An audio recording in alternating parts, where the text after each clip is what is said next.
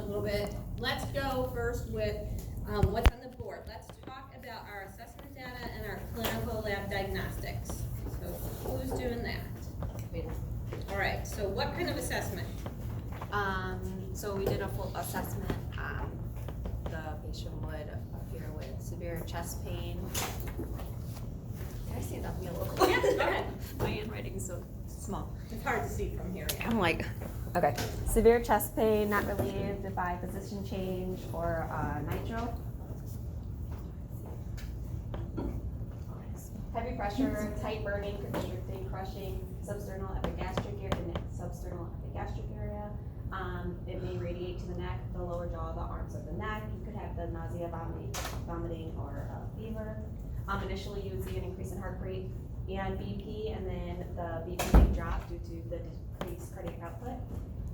Cold, clammy, cool skin, discomfort, weakness, nausea, indigestion, shortness of breath, technically discomfort. In the older adult, you may see changes in mental status, dizziness, confusion. Women usually have the atypical symptoms, so like discomfort or fatigue, like I said, flu-like symptoms, shortness of breath. And diabetics may be asymptomatic due to the cardiac neuropathy. They could have atypical symptoms such as dyspnea. The clinical lab diagnostics, you would have a 12-lead ECG. For the STEMI, you would see the complete coronary occlusion. For the NSTEMI, you would see the transient thrombus or an incomplete occlusion. Blood tests would be serum cardiac biomarkers, cardiac specific troponin, so the CTNT and CTN1, creatinine kinase, coronary angiogram you would see you could see an ST elevation, possibly. Okay, so one thing to point out there is you have the difference in my diagnostic test on an EKG between a STEMI and a non-STEMI. So we were just talking about the FT segment elevation for a STEMI. So P, QRS, and then we have this elevation with the T being a STEMI. This is a complete occlusion. Complete. So that is telling me a couple of things could have potentially happened. Either my lumen got so clogged full that I can't get any blood flow through it, or it ruptured, the plaque ruptured out, the plaque shifted. We've got a lumen that was partially occluded, now I got a blood clot in it. No matter what the underlying cause was, the whole thing's blocked. Nothing getting through. Versus this is the STEMI, versus a non-STEMI. Or NSTEMI. What you see there, PQRS, really you don't see any change. You're not seeing that elevation because, well, they're having all these symptoms and we're seeing that the cardiac markers are changing. What's happening there is it's an incomplete occlusion.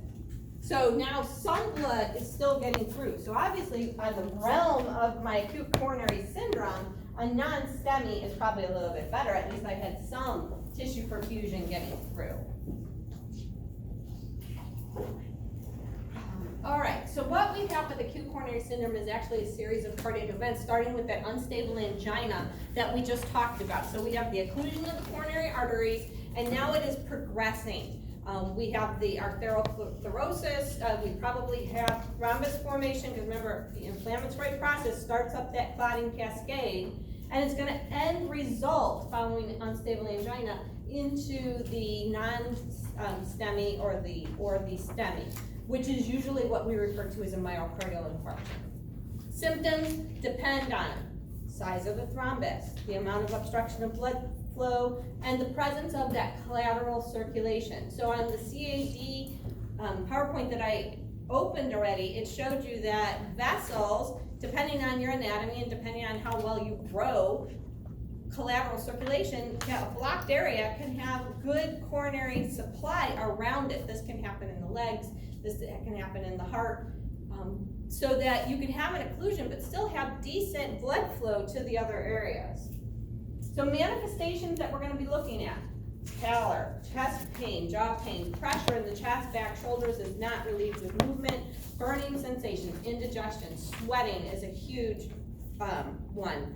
Bradycardia, especially if it's on the right side, vomiting, shortness of breath, fever, the apprehension or the feeling of impending doom. They can have weakness, lightheadedness, We can see palpitations. Now, changes to the EKG besides the ST segment elevation. We can see dysrhythmias, particularly ventricular dysrhythmias like PVCs, VTAC, because as the potassium is getting released into the muscle tissue, it makes it very irritable. And it does not want to repolarize in the right way because I have way too much potassium. So now we're going to see this ventricular irritability occurring. So definitely PVCs. Most of the time, the pain is never considered sharp or stabbing. It doesn't change with position or breathing. And remember that diabetics, elderly patients, and women have atypical symptoms. So silent MIs can occur, especially in our diabetics who have neuropathy and are not feeling pain in the same way. They may have that silent MI. Pain, severe immobilizing, not relieved by chest, position change, or nitrate administration is your hallmark sign of the MI. And then all of the other symptoms that go with it. Catecholamines are definitely being released. This is your fight or flight response that happens with pain or stress. So this is what is resulting in the diaphoresis and vasoconstriction that's occurring. Other signs that you may see in the first 24 hours following an MI, you may see low-grade fevers, which can last as long as a week, and this is the inflammatory process starting to clean up the cells that have died during the MI. Initially, in the cardiovascular system, the BP and heart rate increases, and then later, depending on the severity of the MI, you may see that it would drop from a low cardiac output. Again, not every MI leads to a low cardiac output though, so this is a symptom that may or may not occur. If I do have low cardiac output, we need to think about other symptoms that correlate with left ventricular heart failure, which is going to be our acute heart failure. We're going to talk about heart failure on its own, but other things that we need to think about is the blood pressure drops, is the drop of blood supply to the kidneys, the low MAP, which is going to lead to acute renal failure. We can see crackles developing in the lungs because of the increased fluid volume and the backup of fluid with the heart not functioning, and then peripheral edema and hepatic engorgement. So I gave you a mnemonic that's looking specifically at some of these signs and symptoms. And then we need to think about what's going on with the heart muscle itself. When I cut off oxygen supply to it, the exact location where that is occurring, those cells are more than likely going to die if we don't restore oxygen to them. So they are going to die and become necrotic. So that is due to the interruption of coronary perfusion. The site and the amount of the necrosis really, again, depends on the location, how badly it was occluded, and how well the coronary collateral circulation is going to be. Now, we can say that this is going to occur in one of two ways. It can be a transmural or a non-transmural MI. Transmural means it is the full thickness of the heart. It extends all the way from the endocardium to the epicardium. So one of the most severe MIs is going to be a transmural STEMI, because that is going to be an area where it was totally occluded and it has gone all the way from the inside all the way to the outside of the heart, versus a non-transmural, which can also be called a non-Q wave or subendocardial MI. This is going to be an area of necrosis that is in the subendocardial layers, and it's definitely damaging because this part of the MI has the layers that have the long myofibrils associated with them for the ability to contract and expand, but it did not penetrate all the way through the heart. So as far as necrosis goes, it didn't extend all the way through. So that's really a good thing. Now, after we have an MI, as the heart is healing, the heart tissue never heals the way that it originally was. It's going to heal as scar tissue. So there's always going to be an area that we can see on the EKG that says, hey, there was probably an MI. And that is going to be called a Q wave, because that's going to be the electrical impulse going through the scar tissue. So I am going to show you some pictures of that in a minute. But with a non-transmural, if it didn't go full thickness, you don't have as much scarring occurring. So then you get this non-Q wave, which is the subendocardial MI. All right. In the area of the myocardial necrosis, I already said that the contractile force is going to stop because those cells are going to die. Most of the time, an MI that involves the left ventricle is going to be the most problematic because this is our biggest pumping area of the heart. Some things that we can see depend on the area that the necrosis is occurring in. So we already said with a right coronary artery occlusion, this is an inferior infarct. And then this is something that can cause a drop in heart rate because of the location to the AV node. Now, occlusion to the left main artery, Arvind mentioned this is a widowmaker. It usually results in death because of the extensive damage to both the side and the left side, or the left ventricle of the heart. Then we can have a occlusion to the left anterior descending, which is the LAD. This is an anterior infarct. It can include some inferior portions. And then the occlusion to the SERP results in a lateral infarct. So knowing the front back side of the heart and which artery is affected gives you an idea of where the damage is going to be. Pretty sure somewhere on that case that I asked you, based on Roger's symptoms, what type of infarct he had. This is the slide that you would use to figure that out. All right, enzymes. Enzymes are going to be really important markers of an MI, and these are our cardiac markers. And so what happens is within 24 hours, we're going to see that white blood cells and the inflammatory process are going to infiltrate the area of the cell death. So we're going to talk about the markers that we can use to see this occurring. So when I look at the areas of cell death, I said they can be divided into 3 areas. I have the immediate area of cell death where it dies, and this is where the necrosis occurs, and this is what causes the Q wave on the EKG as it heals and we get scar tissue. Surrounding that, we have this area of tissue injury. So it's not necrotic, but the cells are still injured. They do not fully repolarize the way that they're supposed to. This is what's causing the ST segment elevation to occur on the EKG. And then we have an area surrounding that of ischemia. So now the cells repolarize, they're a little bit inhibited. And that's what that looks like. That would cause ST depression on an EKG. So we start with ischemia.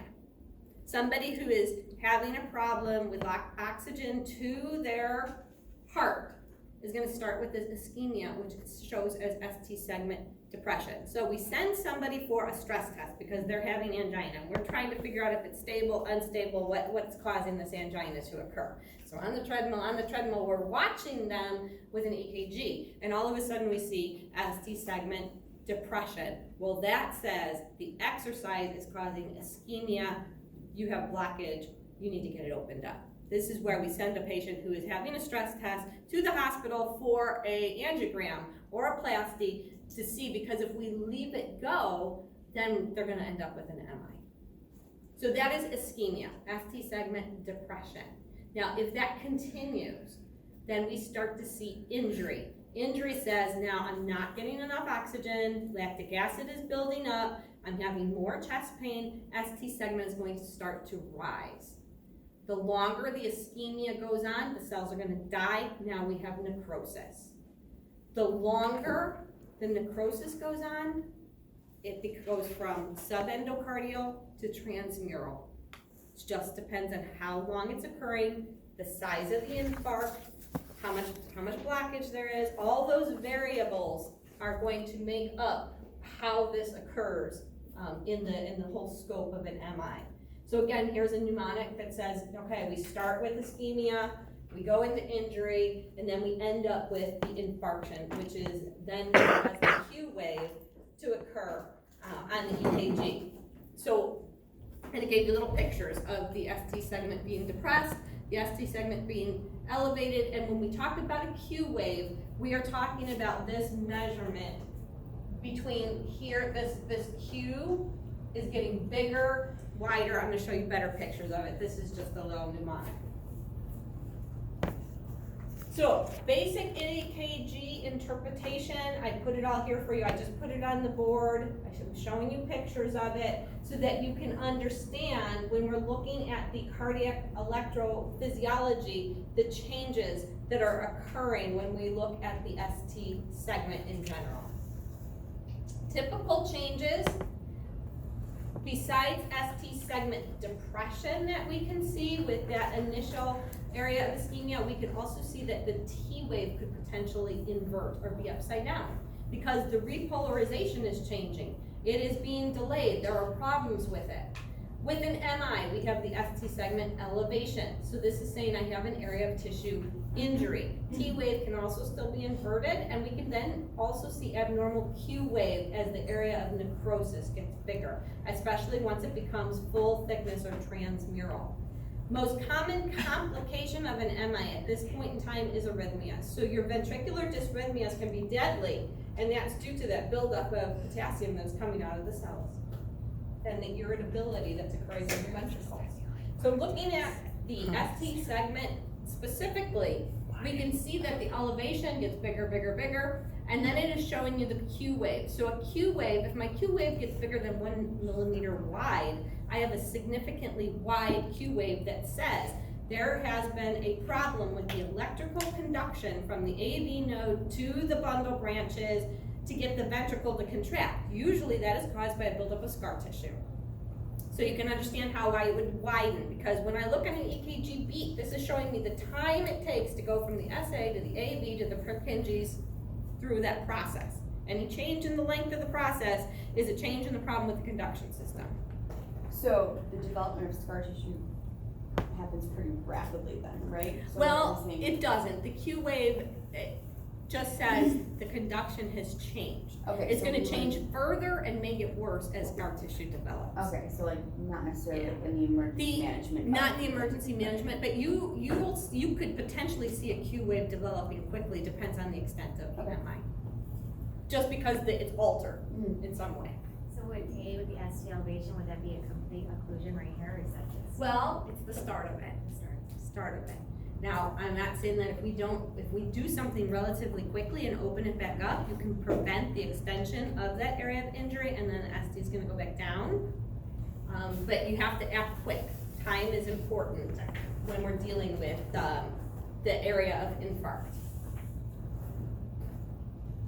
So this mnemonic, again, is just showing you normal to abnormal EKG complexes that you can see during an MI. As far as our diagnostic studies go then, serial EKGs is going to be the most important test to determine the extent and treatment of the MI. Labs are definitely going to be important. Remember, leukocytes can be elevated. Now, if they stay elevated for longer than your expected period of time, so say that we're going on after a week now and they're still elevated, we need to think about other complications that could potentially happen following an MI, such as pericarditis. We're going to talk about those complications. Chest x-rays, certainly we can send the person for an angiogram.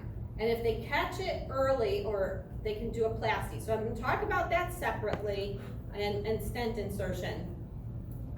So if it's done preventively, then it's done following something like a stress test. We catch it, they never had an MI, versus somebody who's coming in with an MI and we send them to cath lab for this procedure, being a emergency re-occlusion procedure. Echocardiograms. So if I send somebody for an echocardiogram, I'm looking for the structure of the heart. I'm looking to see, it's useful for diagnosis of right ventricular infarcts. I'm looking to see the function of the ventricles. They can do this transesophageal. So if a patient is scheduled for a TEE, remember, this all comes down to what do I need to do for the patient? What do I need to get done for the patient? What is this test going to do? So TEEs, they have to be NPO, you need to consent, you need to think about all of those things. Some other diagnostic tests, MRIs, okay, somebody with a pacemaker can't have one. They can do MUGA scans, PET scans, all of those kind of scans would come later. Cardiac enzymes. So the first enzyme we're looking at is the trophin. This is a protein that is located in the muscle tissue. It is the most sensitive protein for cardiac ischemia. So it is going to start to come out of the cells if we see ischemia occurring. It elevates 1 to 4 hours, so we can see it very quickly. This is why it's the first test that they're going to test when they come into the ER. So it's the trophin T that is specific for the cardiac muscle and for the acute MI. CK, which is creatinine phosphokinase, is useful for the diagnosis of muscle injury. The one that is specific to the heart is the MB. So the CPK MB is specific to cardiac muscle. I gave you the normals there. Now this test is only elevated for a short duration of time, usually 2 to 4 hours. But when I'm gonna do cardiac enzyme, I'm gonna do all of them, and I'm gonna do them in series of 3, at least 3 cardiac enzyme series, so that I can catch the rise and fall of the cardiac enzymes. Myoglobin is a heme protein. This is found in skeletal and cardiac muscle. Normal is less than 90. This one is gonna peak within 1 to 4 hours after an injury. It starts to rise 1 to 4 hours after an injury. It's going to peak 4 to 8 hours and then return to normal after 24 hours. So this is the least effective in diagnosing the MI. However, if a myoglobin level does not rise, then the person did not have an MI. Because myoglobin signals that the cells died and the myoglobin was released. If this didn't happen, then there's no area of necrosis. So this is why we have to look at all of the cardiac enzymes. LDH and AST, these are found in heart muscle, and they also leak out after cell death, and these can stay elevated for at least up to 10 days. Healing following an MI. Again, this is all part of the inflammatory process. So everything that we know about the inflammatory process is then gonna happen in the heart, where we have macrophages that are gonna come in, they're going to help remove that necrotic tissue. It starts to happen by the 2nd or 3rd day. Now, if we have good areas of collateral circulation, we're gonna get faster healing occurring versus poor areas of perfusion that are gonna take longer. 10 to 14 days, we see the development of the scar tissue, although it's weak in the heart at that time. And by 6 weeks, we have full scar tissue. But it never, ever is going to conduct electricity and contract the way that normal heart muscle does. At the point of 6 weeks, this is when the area is said to be healed. Now, the problem with a lot of scar tissue is that it causes ventricular remodeling to occur. So when we take the left ventricle and it remodels itself with the scar tissue, especially in a lot of areas, it turns into like an oblong football shape, which is why your point of maximal impulse changes. It changes the shape and size of the heart. So it hypertrophies, it starts to dilate. We give a medication as soon as somebody's having an MI, which medication actually is very useful in preventing ventricular remodeling. It's your ACE inhibitor, absolutely. So some medications that you're going to see given as soon as an MI is occurring, beta blocker is going to be one of them, ACE inhibitor is going to be another one, and that is because we're going to specifically be targeting the ventricular remodeling with the ACE inhibitor. Now, sudden cardiac death. Sudden cardiac death can occur as soon as somebody's having an MI, certainly. They can have the widowmaker, or you can have a disruption in the cardiac function so severe that they do the V-tach, they go into V-fib. We can get an abrupt loss of cerebral blood flow, and so that's like the immediate, they can die from an MI. Now, an hour after an MI is another time period where we have an increased risk of dying from the MI, and this is usually due to the disruption of the electrical system, the irritability of the heart due to the potassium buildup that causes our severe lethal arrhythmias. So typically, your biggest complication of dying from an MI is coming from the arrhythmias that are happening. We already talked a lot about risk factors, so I'm not going to talk about them again. And again, the death is usually caused by the ventricular arrhythmia. So we're going to start doing EKG interpretation next week or 2 weeks for abnormal EKGs. Other complications following an MI, besides arrhythmias, which are usually ventricular, we can see the development of heart failure. Again, in order to monitor for this, we're going to be monitoring our cardiac output. We're going to be looking for the development of pulmonary edema occurring, any type of edema, or our MAP dropping off significantly. You can get papillary muscle dysfunction, regurgitations, you'll hear murmurs in the heart, and aneurysms can occur. Pericarditis, which is going to be development of chest pain that occurs usually taking a deep breath will cause it, leaning forward makes it go away. You can hear a pericardial friction rub on auscultation of this patient. So sometimes a patient will think they're having another MI because they'll be having chest pain. So we need to differentiate the type of chest pain.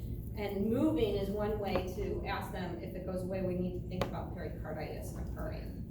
Dressler syndrome is going to be a pericarditis that also develops in effusion and a fever. This can happen 1 to 4 weeks following an MI.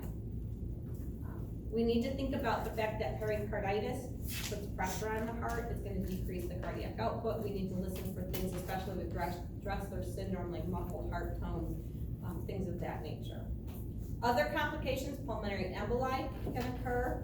And we can then, with very, very severe left ventricular function or hypertrophy or left ventricular failure, go into cardiogenic shock. So cardiogenic shock can happen very, very quickly with a very severe left ventricular failure. So say their main was a lot occluded and they didn't die initially from it, but it's damaged the heart so severely that now the left ventricle cannot pump. This requires very aggressive management. The patient will deteriorate very quickly. So to give you an example of what that looks like, I had a patient return from cath lab. I was a new nurse at this time, working in the ICU, came back from cath lab, and the physician, the cardiac surgeon, said, "There's nothing I can do, can't open it," and left. I'm like, wait, what?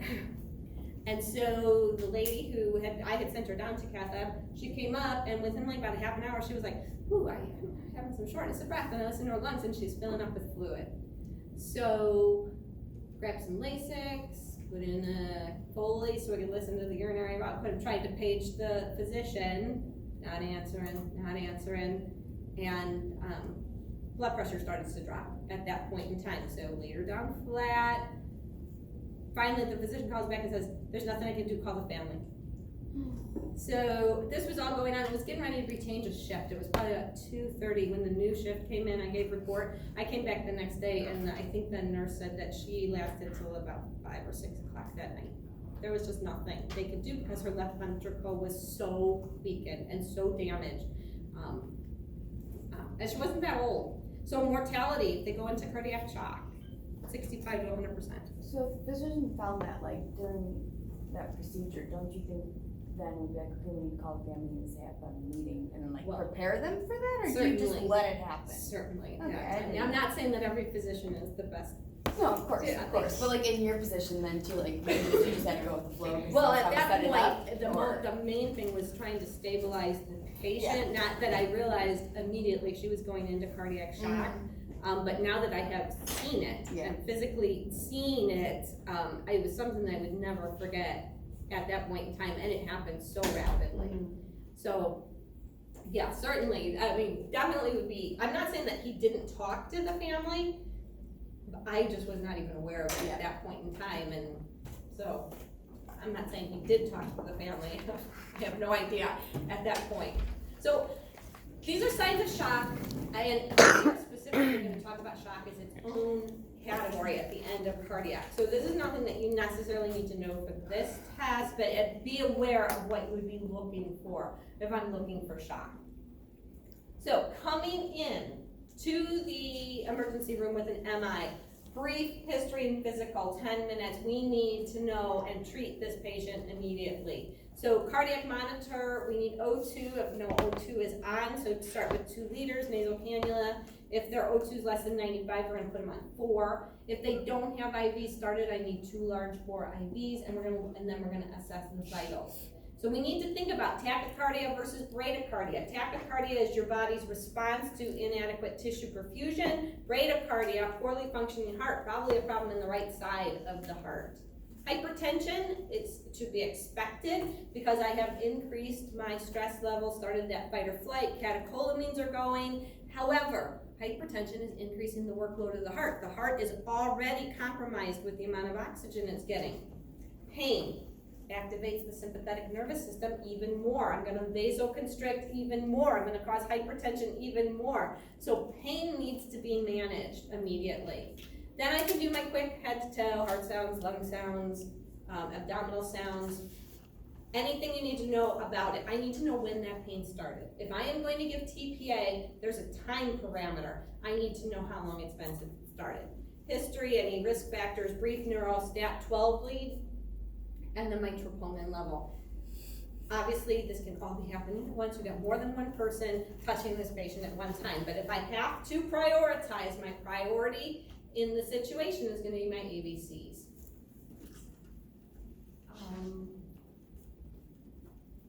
So, some of the things I need to think about is this stable versus unstable. I need to look at what the diagnostic tests are telling me in order to come up with my diagnosis if the patient is having an MI or not. So as far as nursing diagnosis goes, what do you think the priority for my nursing diagnosis is gonna be for this patient? What NANDAs should we be looking at? A decreased cardiac output related to altered contractility and altered heart rate and rhythm, as evidenced by ECG changes. Do you really think that that's the most important thing now that we just had that whole talk? No. What is the most important thing? Tissue perfusion. Number one, tissue perfusion. What's number two? Well, pain. Pain control. Number three in this instance is going to be anxiety. So pain and anxiety go hand in hand. I have to stop the sympathetic response, or at least help to control it, because if I leave it go, I am causing worse damage to the heart. Here is a sample concept map, which is what we're working on the board that I made for you. This is a 51-year-old patient who has a substernal chest pain radiating down the arm. So it kind of gives you an idea of everything that's on the board, and it has those 3 nursing diagnoses on the bottom. So go down. So when I look at the nursing diagnosis for each one, well, what are we going to do about them? So if I said that the first one was impaired tissue perfusion, what do we need to do to improve tissue perfusion? What am I gonna do? What, out of basically what we've talked about so far, what is the one thing that can help with tissue perfusion? Oxygen. Oxygen, absolutely.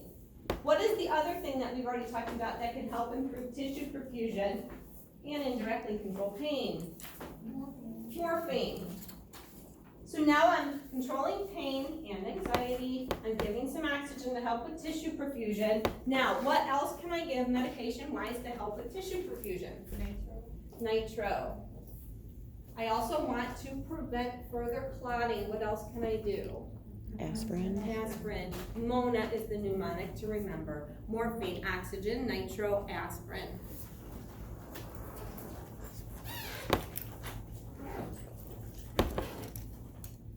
Well, the other thing, instead of aspirin, they can use is Plavix. So, when I'm looking at this, the goal is to prevent ischemia and cell damage. I want to get as much oxygen to the myocardium as possible. I want to relieve pain. So, meds that I'm going to use to reduce myocardial oxygen demand: morphine, oxygen, nitro, aspirin. Then the other, which can also be Plavix.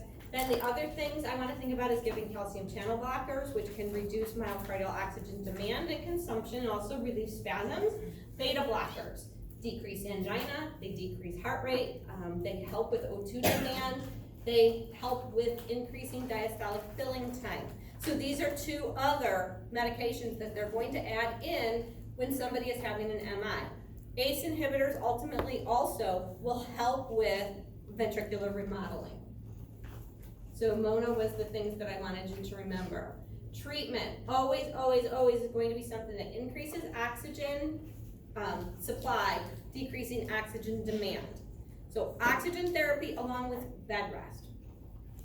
Medications, I already talked about the nitrates. Now, for somebody who is coming in with an acute MI like this, has probably already taken their 3 sublinguals or given them in the ambulance. So when we get into the emergency room, what kind of nitro are we gonna give? Either a piece or You're gonna do IV. You need to get it in quick. So what do you know about IV nitroglycerin? different tubings. You need what tubing? No PVC. No PVC, non-PVC, so it has to be glass. It's in a glass bottle. What do I need to monitor? Heart rate and blood definitely blood pressure, because it's gonna drop the blood pressure as it vasodilates the arteries. And the patient is gonna complain of headache, more than likely.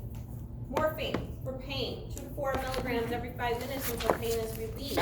This is a dual role drug. It's an analgesic, but it's also a vasodilator. It's given as an IV push. So we know that with any type of opioid, I have to monitor their respirations and watch them for decreased BP. I can give Tylenol for relief of the headache due to the nitroglycerin. Then the decision has to be made on thrombolytics. Aspirin is a choice. They can give this for the first-line drug therapy. Usually this is given in the ambulance. So it's going to be chewable, 80 milligram, which is 4 baby aspirins orally, and chewing rapidly so it is absorbed into the bloodstream.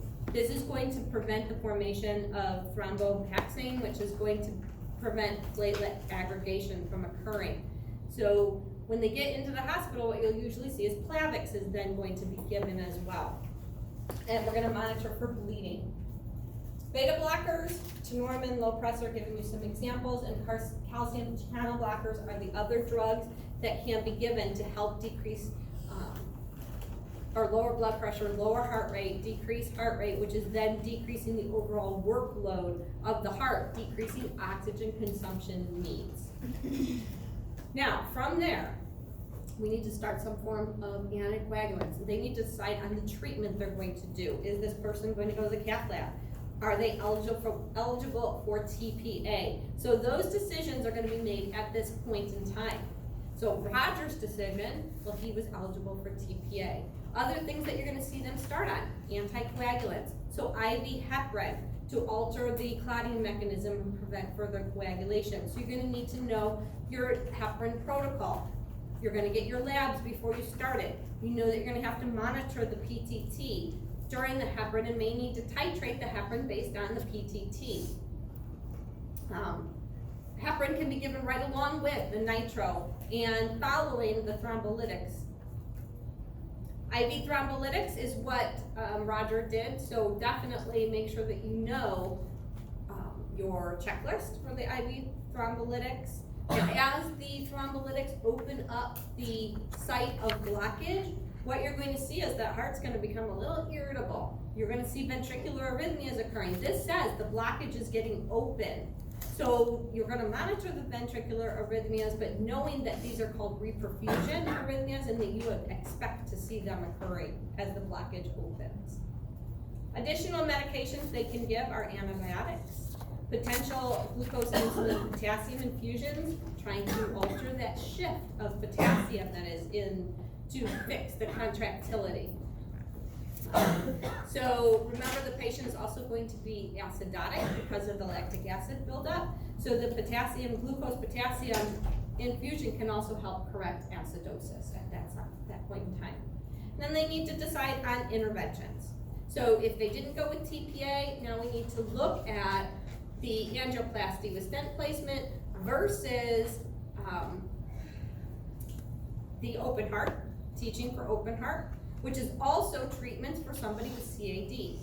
And then if I'm teaching somebody about an open heart, there's always the potential of the left ventricular failure. So then we need to think about, do they, on the consent, they're also consenting for an intra-aortic balloon pump to help with left ventricular failure. So this is also something that you might need to discuss or know about before they go into surgery. We are going to talk more about left ventricular devices and pacemakers specifically when we do the EKG, but all of these are things that could potentially